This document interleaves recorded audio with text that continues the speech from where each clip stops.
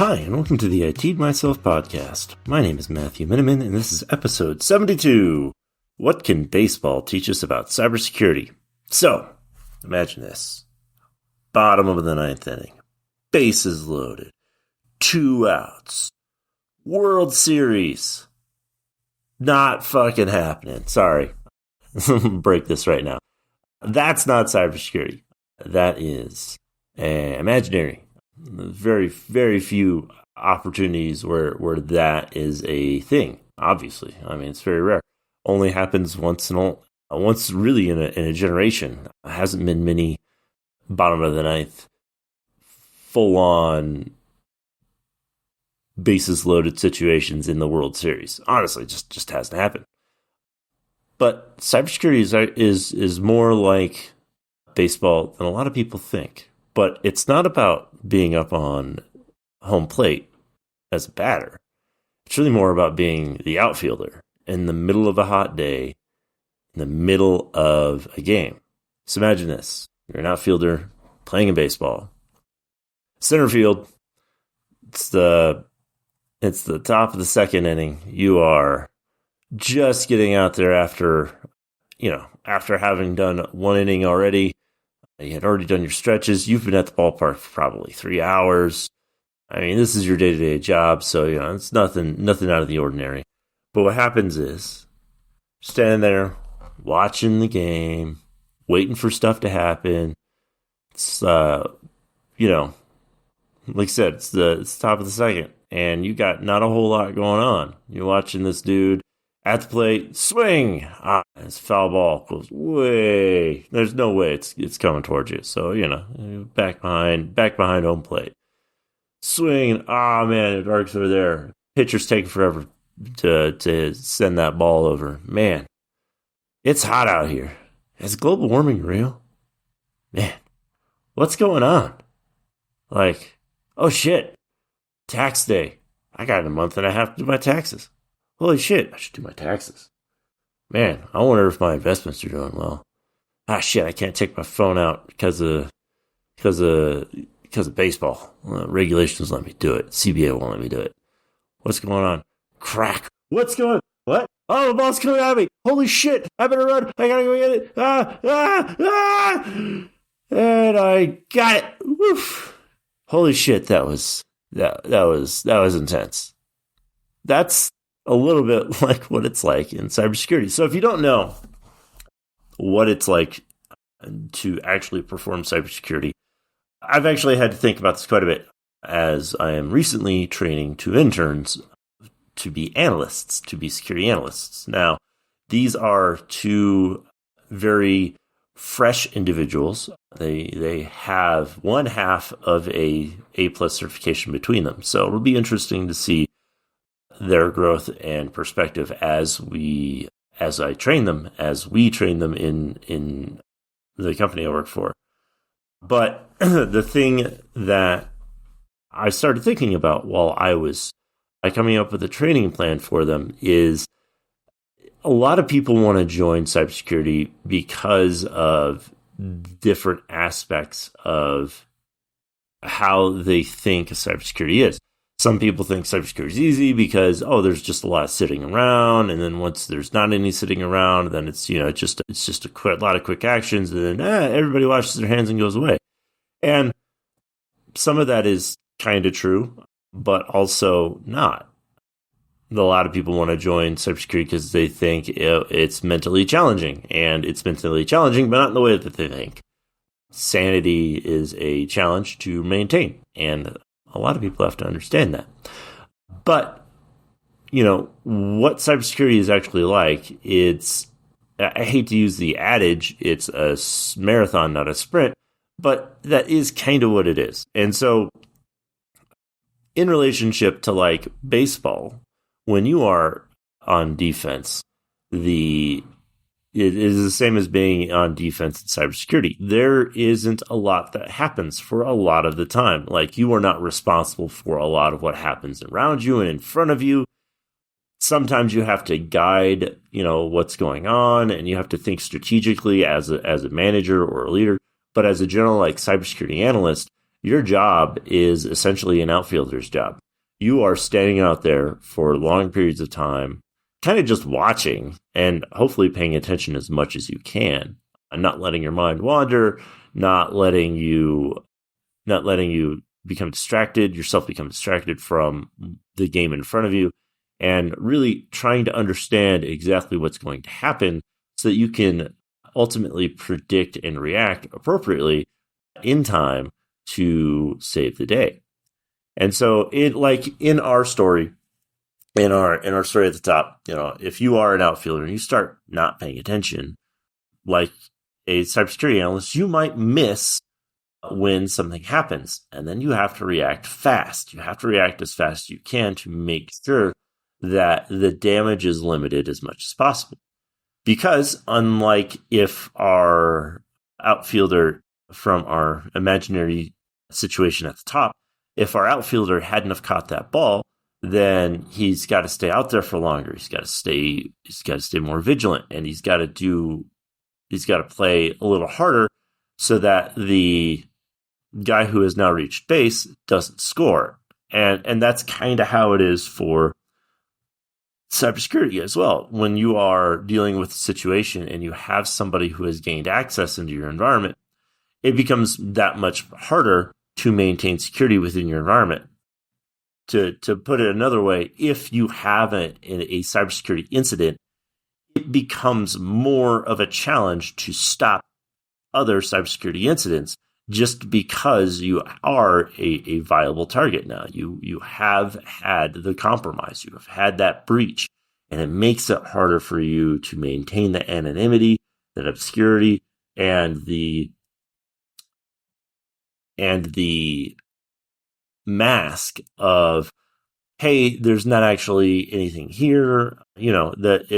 If people get inside knowledge into your environment, then those that would target you know that they can, or know that there is possibility there to target you. So anyway, as an analogy for baseball, when you are working in cybersecurity and you're performing your defensive tasks, it is vitally important that you maintain focus on what is in front of you. And we do this through a myriad of different ways in cybersecurity. In baseball, really, you just kind of have to pay attention. Like, they have different things like shifts and certain plays, and there is open communication on the field that keeps players focused throughout the game. But even the best player, even the best situation can't stay focused 100% of the time, simply because it's hot out there. Fuck, in the middle of summer, it's 102 fucking degrees out there, and you've been standing out there for 15 goddamn minutes in the blazing sun with absolutely no shade. And if you were a landscaping person, you might be used to it, but as a millionaire baseball player, it's fucking hot. And so it gets difficult to pay attention to the game in front of you because you do have that internal temperature thing that's going on, and so on and so forth. Anyway, the whole idea here is that as a cybersecurity analyst or as a cybersecurity professional at large, there are a lot of techniques that we use to keep your focus. And that one of those is to maintain multiple tools. So you have a SIM to identify your log, or to aggregate your logs and then identify those logs which may or may not be suspicious. Your SIM should have some automation to it where you're filtering out the events that don't matter and alerting on those that absolutely do. You should have some logic in that. You should also have a SOAR, security orchestration, automation, and response solution, that allows you to create essentially playbooks that you can follow to either enrich your investigation or to perform the entire investigation, remediation, and resolution on its own. You should have a SOAR that does that. That'll help keep your attention. You also have things like different kinds of alerts, different kinds of alerting. And one of the biggest tricks to keep cybersecurity folk engaged and enacted in their own defense and in the pursuit of constantly making sure that everything is okay is the development of your own tools. Is the development or implementation of other platforms. Making sure that your cybersecurity people have the freedom to sit there and kind of figure out what's going to work and what's not allows them to stay engaged in the information that is coming at them. And with that, you're going to have a lower chance of your cybersecurity folk missing something. Now, a lot of companies will tell you, "Oh, well, we have AI for that," or we have some sort of automation system, or we send that off to a third party, and that's fine. But the human touch is what's going to make you secure 100% of the time. AIs can miss things. AI can misinterpret stuff. AI is not a solve-all for every problem.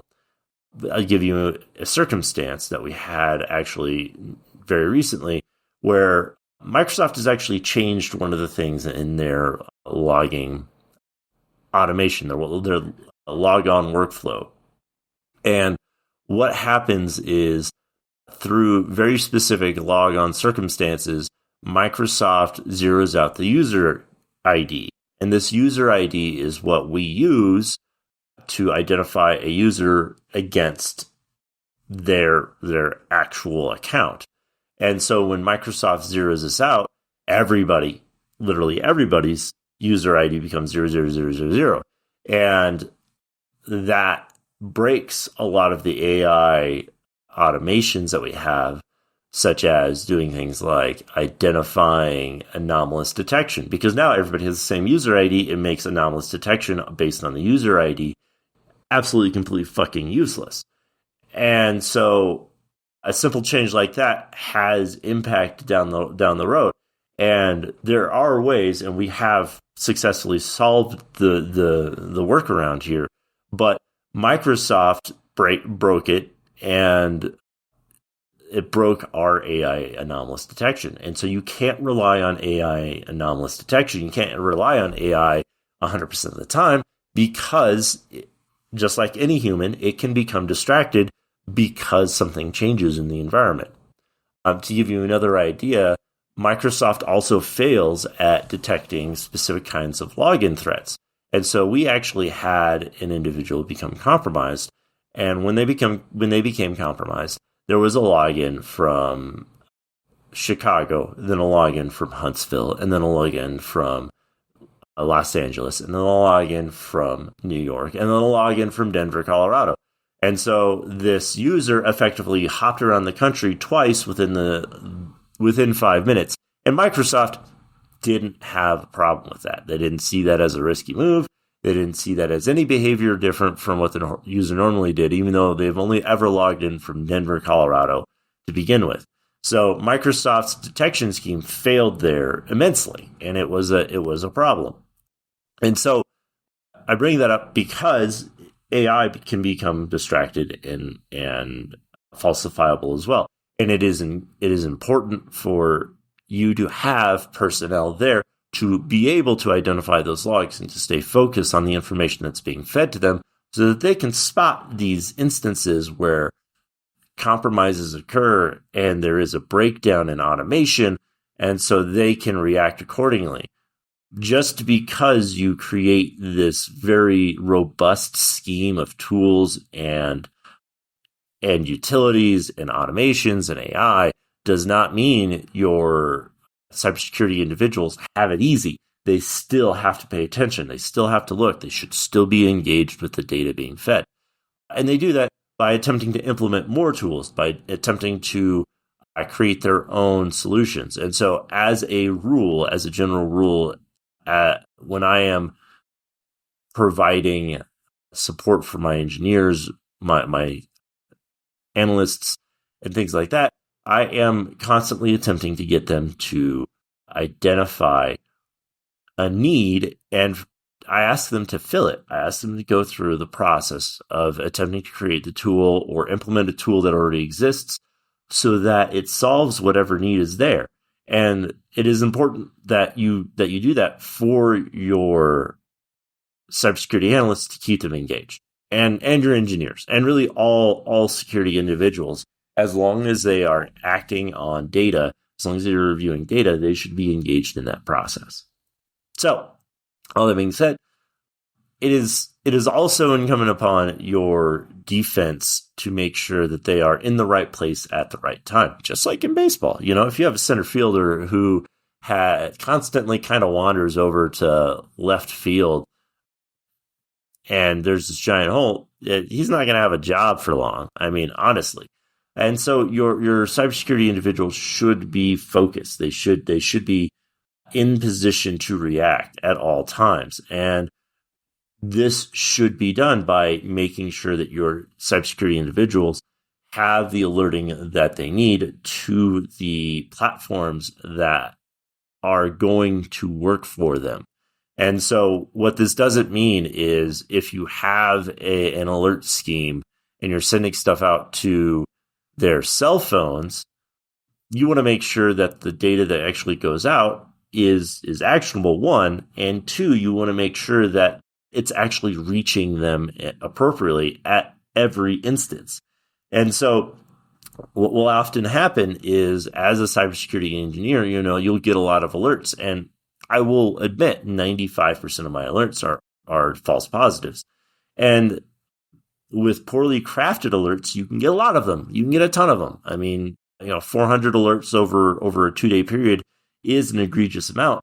However, if you don't know how to appropriately filter those events out so that you get alerted at the most critical ones, it can essentially be a blinding attack. I'm going to ignore these because there's just so many of them, and none of these actually ever mean anything. And so what you want to make sure is that you're limiting that noise to the actual actionable information, the actionable items. But you also want it to reach your responders at the appropriate place. You want it to reach them, because if it's alerting them to a phone number that they don't pay attention to, or to an email they don't pay attention to, or to a web service they don't pay attention to, it is fucking useless. It is 100% useless, and you might as well not bother. So make sure that you're messaging them, and make sure that you're only messaging them when it counts, so that you aren't flooding them with alerts that don't matter and they just block the number. They silence the number or whatever to make sure that they don't hear from that particular alert ever again. And so you want to make sure that they are layers of focus. You want to make sure they're in the right place and that they can receive the information in the right place as well. But you also want to make sure that they can react in a timely manner. So you want to give them the tools to do that. You want to provide them with some sort of access that allows them to get in remotely and wherever they are. Because security individuals aren't robots and they have to live their own lives, you must make sure that you give them the ability to work wherever they are needed or wherever it is more likely they are going to be. What that means is you are going to have to give them the remote work from home access. And that is a big benefit that all security individuals should observe, unless you are in a highly secure environment and you do not have the possibility of providing that access. But at that point, you have to be okay with either hiring more people or having a slower response time while people get to the point where they can be on site themselves. So those are all considerations around how you keep your folks engaged and where they're at and where they're supposed to react to the situation. But I argue that your security individuals should have that sort of functionality because you want them to respond as quick as possible. Now, that also means that your security individuals should be trusted. And that is 100% true. Your security individuals are automatically being placed in a scheme of trust. There is a whole rant I have half prepared for the word or term or marketing label of zero trust. I absolutely hate that, because you do have to trust somebody at some point, which in this case you do. You have to be able to trust your security individuals. And so because they get this higher level of trust, they should also receive a higher level of flexibility that kind of reflects that trust, allowing them to work from home and allowing them to perform their duties where they're needed is appropriate and should be done. Now, obviously, they're going to have to earn it. You can't just give interns the ability to work from home, because, who knows what a shitty 20-year-old is going to do with their own time, on their own time, 100% of the time. I'm sure I will get crotchety and old at some point and say, nobody wants to work after this. But at this point, I don't know. We'll see. But yeah, you want to make sure that your cybersecurity folk earn that trust. They earn the ability to gain that work from home functionality. You also want to make sure that you don't give them too much access or too much responsibility. You don't want your single center fielder to have to cover both left and right field, because they are going to miss a lot. You are going to expose them to more data, more information, more field than they can handle. More field than they can field. Anyway, yeah. So you want to make sure that the scope of work, that their scope of focus is appropriate for their job, and that they can appropriately respond in a tactical manner when there is an incident that is coming at them. Providing them with the additional oversight and support is what will keep your cybersecurity team flowing and working, and making sure that they aren't dropping the ball or not able to catch it or having to chase the ball or whatever. The ball, in this case, being an attacker, being the malicious activity of a threat within your environment. So, as the baseball happens, the cybersecurity turns. And I hope you guys have a great day.